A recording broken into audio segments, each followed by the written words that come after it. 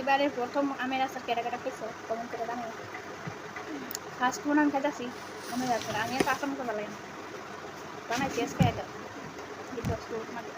দেখলে মোবাইলের ভিতরে কালা মতো লাগে, কিন্তু আসলে দেখতে অনেক সুন্দর, কিন্তু খাইতে খুব টেস্টি। বাড়িটা ভিতরে তুমি কালা কালা তিরান দেখা যায়, মোবাইলের ক্যামেরাটা ভালো হয়েছে না?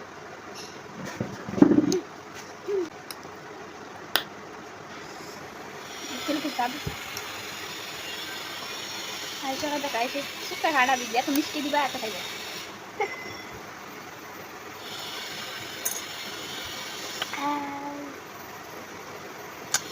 কাঁচা আমি